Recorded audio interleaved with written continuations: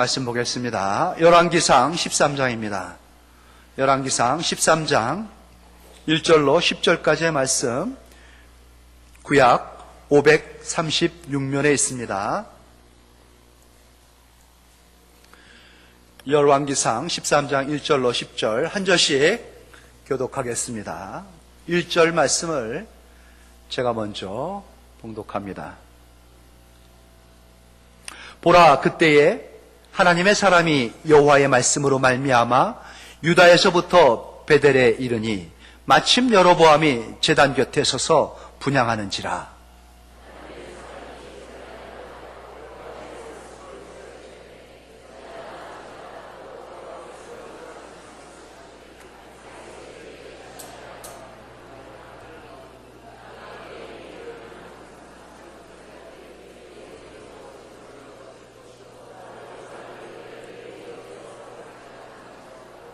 그날에 그가 징조를 들어 이르되 이는 여호와께서 말씀하신 징조라. 제단이 갈라지며 그 위에 있는 재가 쏟아지리라 하매.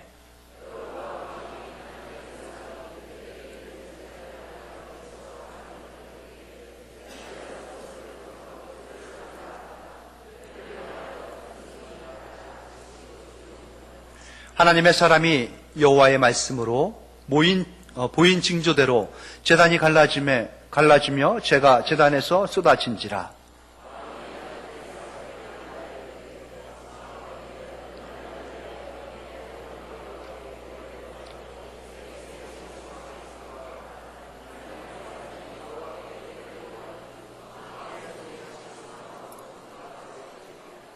왕이 하나님의 사람에게 이르되 나와 함께 집에 가서 쉬라.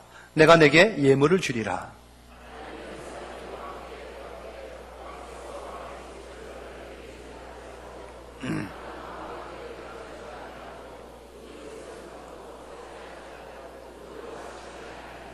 이는 곧 여호와의 말씀이 내게 명령하여 이르시기를 떡도 먹지 말며 물도 마시지 말고 왔던 길로 되돌아가지 말라 하셨음이니이다 하고, 이에 다른 길로 가고 자기가 베델에 오던 길로 되돌아가지도 아니하니라. 아멘.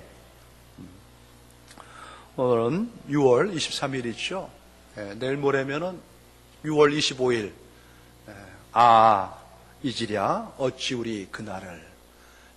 이 나라, 이 민족의 참 아픔의 날, 6.25 발발 63주년 되는 날이고요. 정전 60주년이 되는 그 날입니다. 벌써 이 나라가 분단되어진 지 60년의 세월이 흘렀습니다. 지금도 분단 상태로 남북이 대치되어 있어가지고 서로 원수가 돼서 지상에서 가장 없애야 할 그러한 대상으로 삼고 총칼을 겨누고 있지 않습니까? 비극의 그러한 역사의 현장 가운데에 우리가 살고 있는 겁니다. 참 가슴 아픈 일이 아닐 수 없어요. 6.25 전쟁 아니죠. 6.25 사변입니다. 경고도 없이 선전포고도 없이 급작스럽게 무력 도발을 한 것을 사변이라고 합니다. 그런데 충격스럽게도 요즘 젊은 청소년들에게 설문조사한 통계가 나왔어요. 6.25가 북에서 남으로 내려온 남침입니까? 남에서 북으로 올라간 북침입니까? 뻔한 사실 아니겠습니까? 그런데 놀랍게도 69%의 우리 청소년들은 북침으로 남에서 북을 쳤다라고 알고 있다는 겁니다. 어떻게 해서 이럴 수가 있을까? 그냥 단어를 몰라가지고 북침이다 한 게 아니라 설명을 했죠. 이렇게 왜곡된 역사관을 갖고 있습니다. 우리의 젊은 청년들이, 또 청소년들이, 어린 자녀들이. 왜 그럴까? 가르치지 않아서 그렇습니다. 가르치지 않으니까 그들이 모르는 겁니다. 짐작만 하는 거죠. 막연하게. 관심도 없습니다. 이미 한국사 역사는 수능에서 찬밥 신세가 된 지 오래입니다. 공무원 시험을 치르는데도 역사를 안 봅니다. 그러니 어떻게 역사를 관심 있게 보면서 마음에 새기겠습니까? 우리는 가르쳐야 할 책임이 있습니다. 역사를 가르쳐야 됩니다. 우리 자녀들에게 들려주셔야 됩니다. 그래야지 그들이 과거를 알고 현재를 진단하면서 미래를 설계할 것 아니겠습니까? 잘못된 거는 잘못된 대로 반성의 모토를 삼아가지고 미래에는 그러지 않아야겠다라는 결단과 각오를 할 수 있게끔, 잘된 거는 또 잘 계승해가지고 발전시켜야겠다라는 그러한 마음을 먹게끔 해줘야 되는 것이 현재 우리의 책임 아니겠습니까? 들려주십시오. 가르쳐 주십시오. 사실을 사실 그대로, 그래야 대처할 수 있는, 그래야 미래가 희망이 보이는 나라가 되는 겁니다. 원수의 나라가 아니라 하나가 되어야 할 나라, 한 민족이고 통일된 민족 가운데서 전 세계를 호령해야 할 그러한 나라임을 우리 자녀들에게 심어 주어야 되는 것이죠. 그러기에 분명한 진리를 붙잡아야지 역사는 바로 세워질 수 있는 것입니다. 오늘 설교의 제목이 하나님의 사람아입니다. 하나님의 사람아, 너 하나님의 사람아. 우리 하나님의 사람들, 하늘나라의 사명자들이지요. 천국 시민들, 우리들에게 주시는 그 사명이 무엇인지 들어야 됩니다. 오늘 말씀이 이 시대를 살아가는 분단된 조국 가운데에, 이 민족 가운데 살아가는 우리들에게 주시는 그 메시지는 의미심장합니다. 이스라엘의 역사가 참 우리 민족의 역사와 흡사한 게 많습니다. 또 그 민족의 민족성을 보면은 우리하고는 좀 정서적으로 많이 유사하다라는 생각을 갖는 그러한 부분들은 많죠.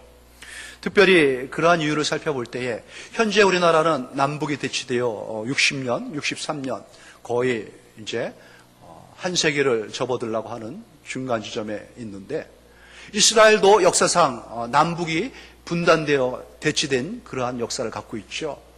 그들의 분단의 역사도 오래되었습니다. 한 민족이고 한 조상을 두고 있었던 그들임에도 불구하고 북은 북대로 남은 남대로 따로의 정권을 수립하면서 서로 대치되어 가지고 싸웠던, 서로 죽이고 차지하려고 했던 그런 역사가 무려 200년이 넘습니다.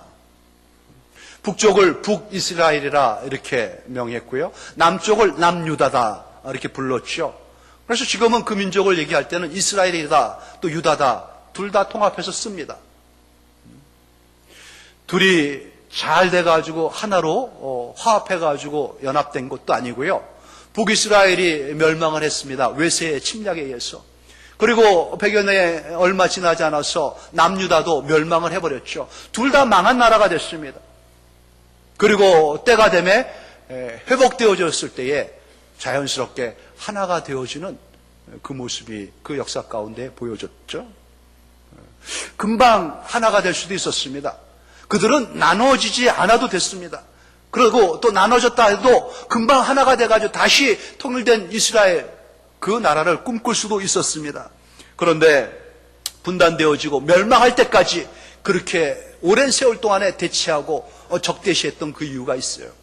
그것을 살펴보면서 오늘날 우리의 역사, 우리의 민족, 또 우리의 이 가정사, 또 나의 이 인생 혹 대치되어져 있는 그러한 참 보기 싫은 원수와 같은 그러한 적대적 관계 속에 있는 사람이 있는지, 그러한 관계 속에 얽히고 설켜가지고 참 힘든 그러한 인생이 있는지, 또 우리나라 이 민족을 바라볼 때에 언제까지 이렇게 대치된 상태에서 원수 국가로 살아야 되는지를 한번 생각해 보면서 어떻게 해야 하나가 될 수 있는지, 어떻게 해야 이 민족의 방향을 분명히 받을 수 있는지 말씀을 통해서 하나님의 사람, 하나님의 사람에게 들려주는 그 메시지를 통해서 새겨볼 필요가 있는 것이죠. 오늘 본문 13장 1절로 10절의 말씀을 읽었지만은 13장 전체가 오늘 본문의 내용이 되겠습니다. 13장 전체에는 주요 등장인물이 3명 있는데, 3명의 등장인물을 통해 가지고 하나님의 사람들이 어떻게 해야 되는지, 무엇을 붙잡고 살아가야 되는지에 대한 분명한 기준을 새겨보셔야 됩니다. 3명의 그 등장인물 중에서 나의 마음과 나의 상태는, 이 나라와 이 민족의 상태는 어떠한지를 한번 비춰볼 필요가 있는 것이죠. 첫 번째 인물은 그 분단된 북이스라엘의 첫 왕인 여로보암입니다. 나라가 쪼개졌을 때에 첫 번째 왕이었던 여로보암, 그가 첫 인물이 되고요. 두 번째 살펴봐야 할 사람은 그 여로보암에게 하나님의 말씀을 가지고 와서 경고했던 너 하나님의 사람아 라고 불려지는 무명의 선지자입니다. 세 번째 인물은 그 무명의 선지자를 유혹해가지고 걸러 넘어지게 해서 결국은 죽게 만들어버린 늙은 베델의 선지자. 그도 이름은 없습니다. 이 세 명의 인물을 살펴보겠습니다. 이스라엘 민족 그들도 수천 년의 역사를 갖고 있지만 최고의 번영기가 있었습니다. 가장 이스라엘 자기네 나라가 자부하고 긍지했던 그러한 시기 다윗 왕 때였습니다. 다윗 왕 때 그들은 가장 넓은 영토를 또 가장 강력한 국력을 소유하고 있었죠. 다윗이 통치한 기간이 40년입니다. 그리고 그의 아들 솔로몬에게 정권을 물려줬습니다. 솔로몬의 통치 기간도 40년입니다. 강력한 왕조를 유지했던 그 80년의 기간, 그들은 계속해서 왕조가 이어져야 됩니다. 그리고 왕조기 때문에 감히 누가 그 왕조를 넘볼 수도 엿볼 수도 없습니다. 그런데 솔로몬 말년에 우리 잘 알고 있죠. 솔로몬이 하나님의 길을 벗어났습니다. 전 국토를 우상화시키고 전 세계에 있는 모든 우상들을 다 끄집어 들여가지고 우상 정책을 펴나갑니다. 정략적 결혼을 통해 가지고 그들이 갖고 온, 그의 부인들이 갖고 온 우상들을 다 섬기게 만들어버렸죠. 전 국토가 우상으로 얼룩져졌습니다. 하나님께서 두고 볼 수가 없었습니다. 엄중 경고를 했죠. 그리고 나서 하나님은 안 되겠다 싶어가지고 솔로몬의 신하 중에 한 사람을 세웁니다. 그가 바로 여로보암입니다. 여로보암을 통해 가지고 솔로몬을 경고하게 한 것이죠. 어느 날 선지자 한 명이 여로보암에게 찾아갑니다. 그는 충성스러운 신하였습니다. 솔로몬에게, 왕 다윗에게. 그에게 찾아간 선지자가 뭐라고 하는지 압니까? 입었던 새 옷을 벗어서 옷을 찢습니다. 찢었더니 12조각이 나오는 겁니다. 그 중에 10조각을 그 여로보암에게 주어줍니다. 하나님께서 이 나라의 10지파를 네 손에 쥐어줬다. 너로 왕으로 삼았으니 하나님의 뜻에 순종하여 하나님의 길을 걸어라. 어느 날 갑자기 이 여로보암은 그 명령을 받은 겁니다. 그리고 그 선지자에게 기름 부음을 받습니다. 한 번도 정권에 대한 야욕이 없었습니다. 그런데 하나님께서 이를 세워가지고 왕으로 삼아주겠다고 약속을 한 겁니다. 때가 되매 그는 마침내 솔로몬이 죽고 그의 아들 르호보암이 왕권을 이어받았을 때에 하나님의 그 말씀하신 대로 북이스라엘 10지파를 떼어가지고 왕으로 솔로몬의 아들 르호보암과 대립하는 그러한 정권의 왕권을 차지한 주인공이 된 것입니다. 그때 하나님께서 이 여로보암에게 이렇게 말씀하셨습니다. 앞서 넘겨가지고 11장 38절에 보면요, 이 여로보암에게 주신 말씀이 이겁니다.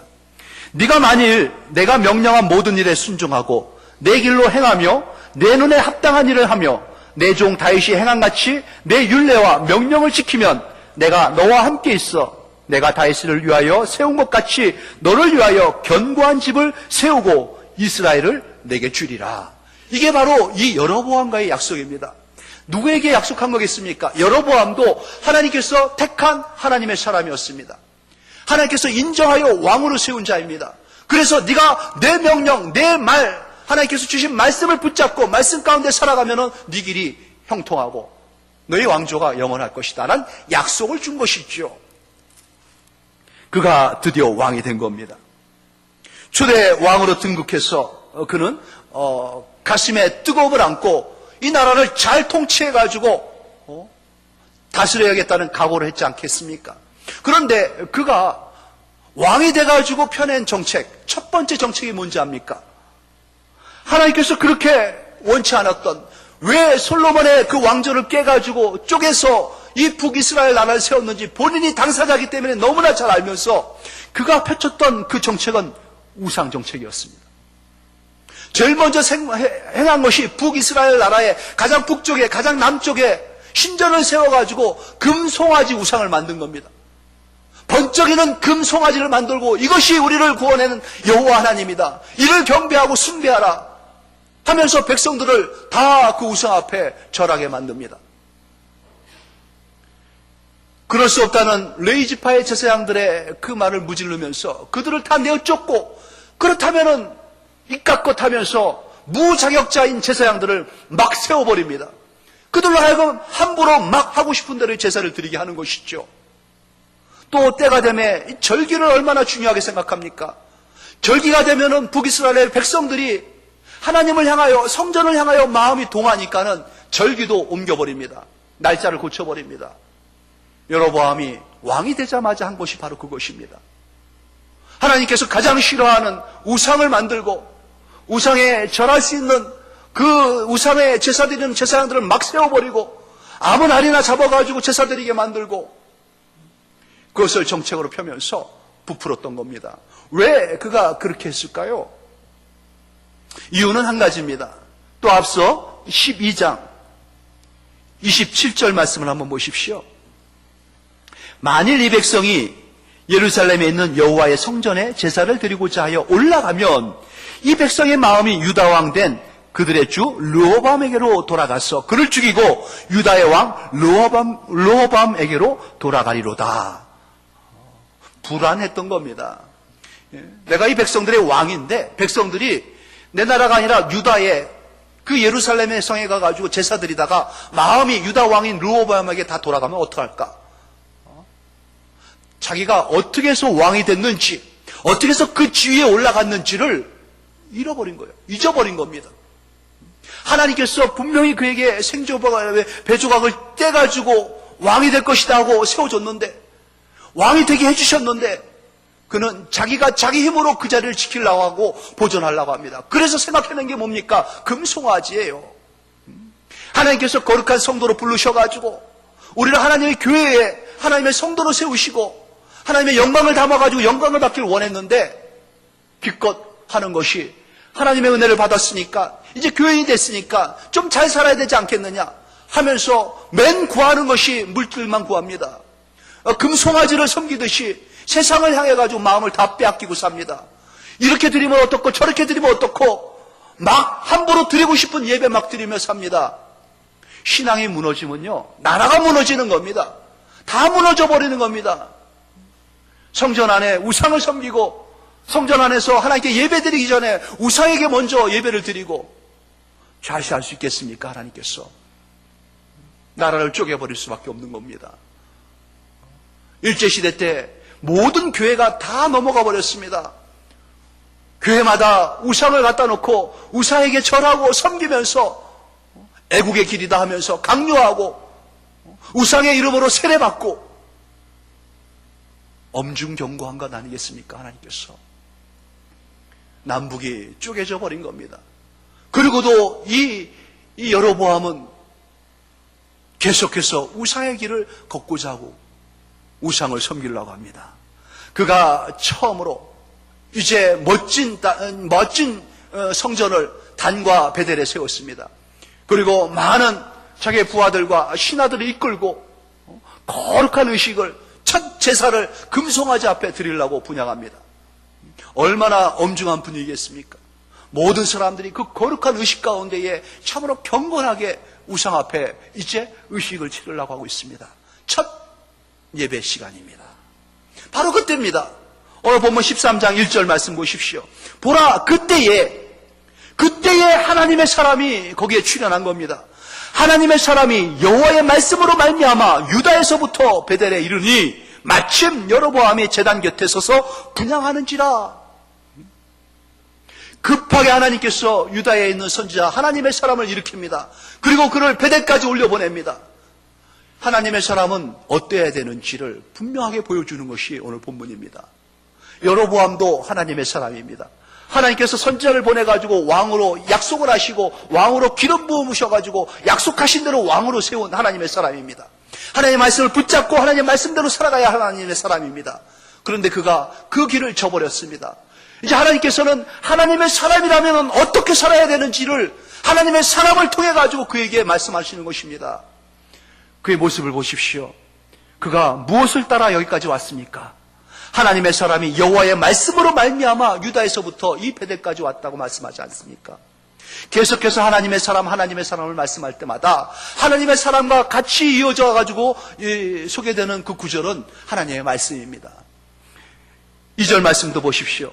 그 하나님의 사람이 제단을 향하여 여호와의 말씀으로 외쳐 이르되, 하나님의 사람은요 하나님의 말씀을 따라 행하는 것이고, 하나님의 사람은요, 하나님의 말씀을 따라 외치는 겁니다. 하나님의 말씀이 삶의 기준이고, 인생의 기준이고, 역사의 기준으로 삼는 겁니다. 말씀에서 벗어나지 않는 겁니다. 왜? 하나님의 사람이니까 그렇죠. 하늘나라에 소속되어 있으니까는 하늘의 기준을 가지고 살아가야 되는 것 아니겠습니까? 그렇게 살라고 왕을 삼았는데 다 팽개치고 쳐버리고 우상 앞에 우상의 길을 따라갑니다. 하나님의 사람이 하나님의 말씀을 따라왔습니다. 하나님의 말씀을 따라 외칩니다. 그의 외침이 무서운 경고의 말씀입니다. 앞으로 요시야라는 그 인물이 설 터인데, 그 인물로 말미암아 너에게 제사드리는 그 산당의 모든 제사장들이 그 제단 위에 제물이 될 것이다. 그들의 뼈가 그 제단 위에서 다 불살라질 것이다. 여로보암 왕이 경건하게 모든 백성들 앞에서 멋지게 분향하려는 그 순간에 하나님의 사람이 하나님의 말씀을 가지고 그에게 외치는 겁니다. 경고하는 겁니다. 똑바로 역사를 붙잡고 살라는 것이죠. 왕이 흔들리면 나라가 흔들리는 겁니다. 가장이 흔들리면 가정이 흔들리는 겁니다. 어떻게 살아야 되는지를 경고하는 겁니다. 여로보암이 그 순간에 어떠한 행동을 보여야 맞는 행동입니까? 많은 하나님의 사람들은요, 하나님께서 그들이 곁길로 갔을 때, 잘못됐을 때에 재치고로 또는 막대기로 사람을 통하여, 환경을 통하여 경고하고 그런 사인을 보여줍니다. 그때마다 그들은 돌이켜가자 하나님 앞에 엎드립니다. 하나님 앞에 회개하고 통곡하며 돌아옵니다. 그러면 하나님은 다시 그들을 회복시켜 주시고 한 번 더 기회를 주시는 것, 반복된 역사의 흔적 가운데서 보는 것 아니겠습니까? 실수할 수 있습니다. 잘못할 수 있죠. 하지만 하나님께서 양심을 또 말씀을 통하여 경고할 때에는 얼른 돌이켜야 되는 것이 하나님의 사람들의 자세입니다. 여로보암이 그렇게 선지자가 서가지고 자기를 향해서 이 제단을 향해서 외칠 때 그는 거기서 엎드려져야 되는 겁니다. 모든 우상을 다 멸해버려라. 그 무성화를 다 녹여버리고 다 던져버려라. 내가 하나님 앞에 죄인으로 범죄했도다. 다 하나님 앞에 자복하고 회개하자. 그랬어야 되는 것이 마땅하지요. 그런데 그 왕이 어떻게 했습니까? 노기를 띠면서 분노하는 마음을 가지고 그 선지자를 향하여 손가락질하면서 저놈을 잡아라. 감히 어느 안중이라고 함부로 저 입을 놀리느냐. 저놈을 잡아라고 손을 펴가지고 그를 지적합니다. 이때에 놀라운 일이 벌어집니다. 펼친 그의 손이 굳어버리고요, 말라버리기 시작합니다. 하면 순간에 그 왕의 손이 말라버립니다. 어떻게 자기가 할지 못할 정도로. 그리고 그 순간에 또 이 경고의 징조를 말씀에 던졌듯이 제단이 쪼개지면서 분향했던 모든 죄들이 거기서 쏟아져 버립니다. 죄의 먼지가 일어나면서 순간적으로 완전 혼미한 상태를 만들어 버리는 거죠. 그때 이 왕이 두려움 가운데에 무서워서 자기 손이 자기 몸이 어찌하지 못하니까 하나님 앞에 돌이킵니다. 그리고 선지자에게 뭐라고 부탁합니까? 6절 보니까는 왕이 하나님의 사람에게 말하여 이르되 청하건대 너는 나를 위하여 내 하나님 여호와께 은혜를 구하여 내 손이 다시 성하게 기도하라. 이 왕이 기도를 요청합니다. 근데 요청한 내용이 뭡니까? 고작 내 손 하나 똑바로 해달라고 기도하는 겁니다. 요거 살림 좀 피게 해달라고 기도해 주는 거예요. 이 문제 좀 해결하게 해달라고 기도해 달라는 겁니다.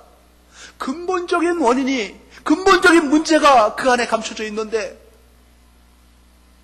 하나님 앞에 우리 같이 회개하자, 엎드리자, 하나님 앞에 국리를, 용서를 구해달라고 간구해야 할 그때에 잠깐 하나님의 그 순간적 위기를 모면하겠다는 엎드림의 모습은 보입니다. 그런데 하나님께서 어떻게 하십니까? 하나님의 사람이 여호와께 은혜를 구하니 왕의 손이 다시 성하도록 전과 같이 되니라. 하나님께서 고쳐주신 겁니다. 이것도 뭡니까 여러분? 사인을 보여주신 거예요. 내가 너를 받고 싶다라는 거죠. 다시 내가 처음에 너를 세웠던 그 모습처럼 네가 내 말씀 안에, 내가 너에게 준 그 명령 안에 순종해가지고 옳은 길을 걸었으면 좋겠다. 그 사인을 보여준 겁니다. 회복시켜준 거예요. 순간적이었습니다. 잠깐 기뻤죠. 그가 들뜬 마음 가지고 하나님의 사람 그 선지자에게 요청합니다. 우리 집에 갑시다. 당신에게 예물을 드리고 당신에게 떡을, 물을 드리면서 섬기고 싶습니다. 집으로 초청합니다. 회개하는 마음, 근본적으로 돌이켰을 때에 그 나라가, 그 민족이, 그 시대가 변화될 수 있는 순간이었는데 그러한 근본적인 하나님 앞에 돌이킴이 보이지 않았습니다. 하나님의 사람이 단호히 거절합니다. 그럴 수는 없다고요. 같이 갈 수 없는 겁니다. 이 하나님의 사람도 먼 길 왔습니다. 지치고 피곤합니다. 목말랐고요. 배고픕니다. 쉬고 싶습니다. 그런데 왕의 그 요구를 뿌리쳐버립니다. 그렇게 할 수 있었던 이유는 뭔지 압니까, 여러분? 계속해서 이 하나님의 사람을 통해 가지고 경고하는 그 사실이 9절 말씀 보십시오. 왜 그랬냐면 이는 곧 여호와의 말씀이 내게 명령하여 이르시기를 떡도 먹지 말며 물도 마시지 말고 왔던 길로 되돌아가지 말라 하셨음이니이다. 하나님께서 미리 이 하나님의 사람에게 명령한 겁니다. 넌 가서 그 베델에서 떡도 먹지 말고 물도 마시지 말고 또 돌아올 때에 그 길로 돌아오지도 말고 다른 길로 아예 돌아와 버려라. 하나님의 명령이 내게 준엄하기 때문에 하나님의 말씀대로 나는 살아야 됩니다. 이렇게 살아야 되는 겁니다. 성도 여러분, 여로보암 왕이시여 신하 여러분, 하나님의 사람의 모습은 어때야 되는지 압니까? 그걸 보여주는 거예요. 하나님께서 말씀하시면 물도 먹지 말아야 됩니다. 목말라도. 하나님께서 말씀하시면 떡도 먹지 말아야 됩니다. 배고파도. 하나님이 말씀하시면 지름길이라 해도 그 길을 가면 안 되는 겁니다. 아무리 빨라도 바른 길이 아니라는 것이죠. 하나님의 길이 정도입니다. 하나님의 말씀, 거기가 우리가 걸어야 할 길이라는 것입니다. 단호히 뿌리치고 그는 돌이켜서 다른 길을 통하여 남유다로 향하여 걸음을 옮깁니다. 근데 이제 세 번째 인물, 그 베델에 살고 있었던 늙은 선지자가 한 명 있습니다. 간혹 하나님의 말씀을 전했던 것 같죠. 뭔가 계시를 받았던 경험도 있습니다. 그런데 영 신통치 않습니다, 요즘. 나라가 뒤숭숭하니 기도도 잘 안 되나 보죠. 그런데 들려오는 소문이 뭡니까? 강력한 선지자가 나타나가지고 왕에게 경고하고 돌아갔다는 겁니다. 자존심 상하는 일이 벌어진 겁니다. 그가 진짜 하나님의 말씀을 전했을까? 오기가 발동했나 봐요. 그가 나귀의 짐을 지우고 불이 나게 이 선지자의 뒤를 쫓습니다. 마침 쉬고 있는 선지자를 만나지요. 그리고 그를 회유합니다. 뭐라고 해야 합니까? 베델에 있는 우리 집에 돌아가서 떡과 물을 마시고 좀 쉬어라. 그게 단호하게 거부하죠. 난 그럴 수가 없다. 되돌아갈 수가 없고 떡도 물도 그곳에서 마실 수가 없다. 왜냐하면 하나님께서 그렇게 나에게 명하셨기 때문이다. 그랬더니만 그 늙은 선지자가 뭐라고 회유한지 압니까? 나도 선지자다. 간밤에 주의 천사가 내게 계시를 주셨는데 너를 청해가지고 그렇게 하라고 대접하라고 명하셨다. 거짓말을 합니다. 그러면은 지금 이 순간에 하나님의 사람은 끝까지 어떻게 걸어가야 되는지, 어떤 길을 걸어야 되는지를 보여주는 겁니다. 하나님의 사람이라면 끝까지 하나님의 말씀을 붙잡아야 됩니다. 분별력을 가져야 됩니다. 좌우로 치우치지 말아야 됩니다. 아무리 배가 고파도, 아무리 목말랐어도 솔깃해가지고 넘어가면 안 되는 것이죠. 그런데 거기에 금방 넘어가 버립니다. 그럴까? 한번 같이 갈까?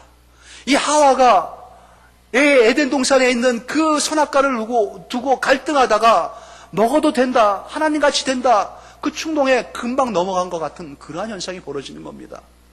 그러기에 성도는 좀 잘 될 때에, 뭔가 선듯할 때에, 성공자의 반열에 있을 때에 그때 조심해야 됩니다. 여로보암이 왕이 되었을 때 조심해야 됩니다. 왕권을 휘둘 수 있을 때에 마음껏 하나님을 찬양하고 영광 돌릴 수 있는 그 권세와 권한을 누렸어야 됩니다. 이 하나님의 사람이 성공적인 메시지를 전하고 하나님 앞에 그 왕에게 경고하고 돌아서는 성공 사역한 거 아니겠습니까? 그 순간에 조심했어야 됩니다. 분별력을 잃어버린 겁니다. 쫄랑쫄랑 따라갑니다. 그리고 나서 그 집에 가가지고 떡을 주는 것 다 받아먹고 물 마시고 편하게 쉬지요. 그때 하나님의 말씀이 다시 떨어집니다. 뭐라고 말씀하십니까? 우리 본문 넘어서 27절 말씀 보십시오.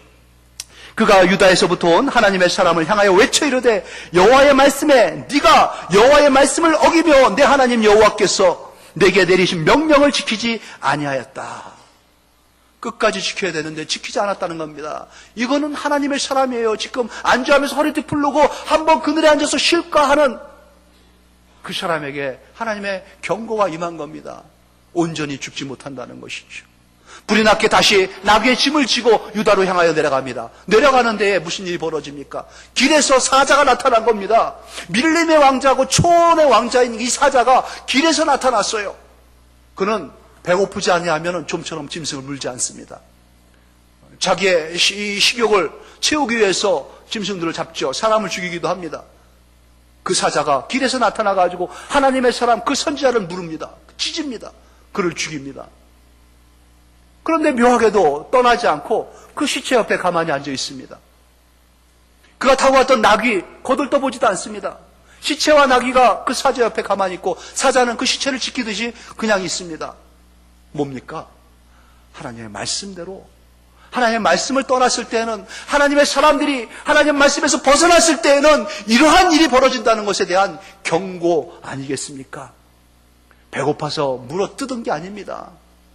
이어 그 현상을 보고 어떻게 말씀하고 계시는지 26절 말씀도 한번 보십시다. 26절이죠. 그 사람을 길에서 데리고 돌아간 선지자가 듣고 말하되 이는 여호와의 말씀을 어긴 하나님의 사람이로다. 여호와께서 그에게 하신 말씀과 같이 여호와께서 그를 사자에게 넘기심에 사자가 그를 찢어 죽였도다. 하나님께서 넘겨버린 거죠. 하나님의 사람이 하나님의 말씀을 버릴 때에 하나님도 그를 버립니다. 이러한 놀라운 일들이 순식간에 벌어진 것입니다. 그 이스라엘 전역에 삽시간에 이 소문이 퍼진 겁니다.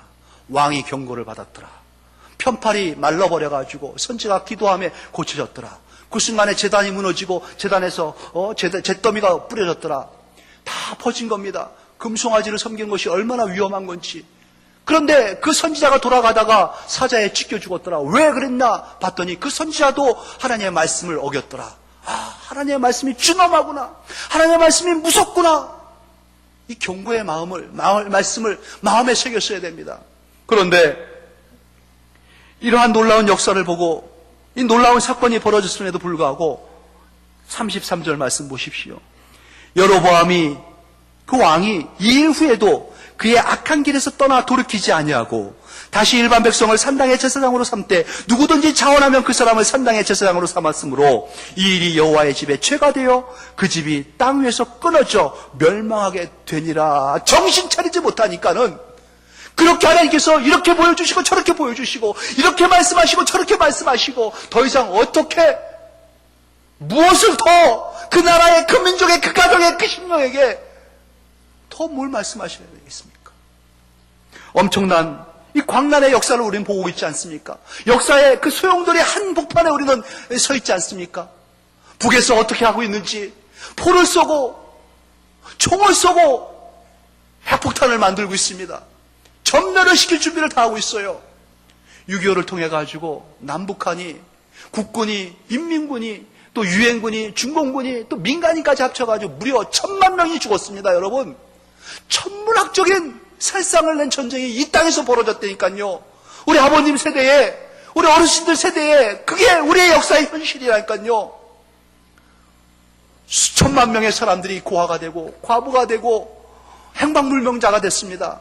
고작 3천만 명의 다인 인구일 때에 1,800명이나 이 전쟁으로 말미암아 직접적인 피해를 당한 나라의 흔적이, 이 역사의 상처가, 아픔이 그냥 다 보여지지 않습니까?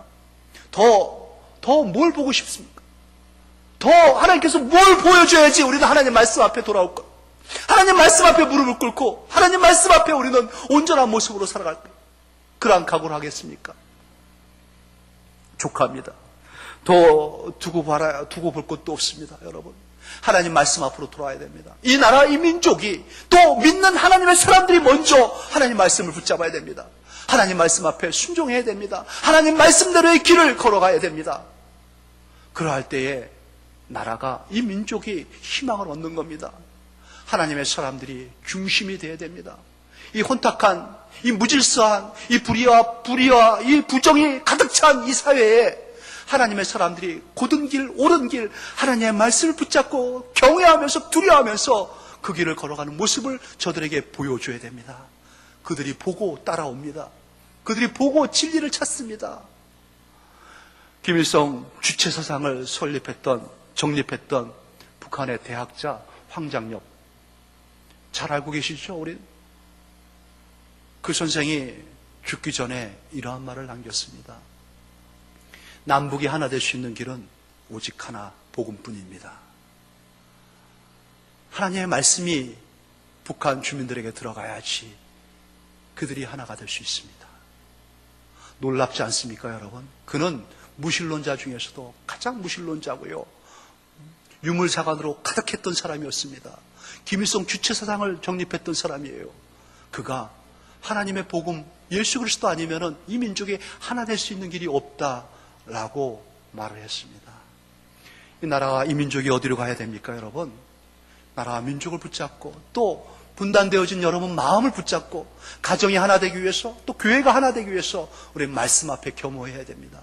말씀을 붙잡아야 됩니다. 그 은혜 충만하게 하나님께서 우리에게 허락하셔서 말씀의 경외함을 가지고 온전하고 하나가 되는 그 모습 가운데 하나님께 영광 돌릴 수 있는 여러분 심령, 여러분 가정, 하나님께서 허락하신 우리 교회, 이 나라, 이 민족, 이 시대가 되기를 우리 주 예수님의 이름으로 축원합니다.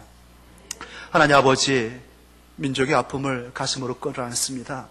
그냥 먼 강 건너 불구경하듯이 이 나라의 분단을 바라보는 우리들 아닙니다. 하나님 참 마음 아프고 괴롭습니다. 언제 하나님 하나 되어서 이 나라 이 민족의 한 덩어리가 되어서 전 세계를 향하여 하나님의 영광을 비치는 그런 멋진 제사장의 나라가 될 수 있는지요. 머지않아 주께서 허락하실 그날을 바라봅니다. 하나님 아버지, 남북이 한막대기가 되기 위해서는 주의 복음, 주의 말씀이 들어가야 되는 것이고, 먼저 이 남한에 또 북한에 있는 믿는 자들, 하나님의 사람들이 말씀의 경외함을 가지고 하나님 앞에 순종하는 모습으로 나아갈 때에 그 길이 열리는 것이라 믿습니다. 우리가 먼저 하나님 아버지 그 모습 보이겠습니다. 말씀 앞에 겸손하여서 무릎 꿇고 순종하는 모습을 보이겠고요. 그 길 걷겠습니다. 하지만 잘 안 되는 우리의 연약함을 불쌍히 여겨주시고 성령께서 친히 역사하셔서 도와주시옵소서. 말씀 붙잡고 말씀대로 살고자 할 때에 성령의 강력한 역사하심으로 말미암아 변화된 심령과 변화된 삶 가지고 하나님 앞에 영광 돌리며 이 시대를 이끌어갈 수 있는 하나님의 사람들, 머릿속에 모든 심령들 되도록 은혜 더하여 주시옵소서. 감사하며 예수님 이름으로 기도합니다. 아멘.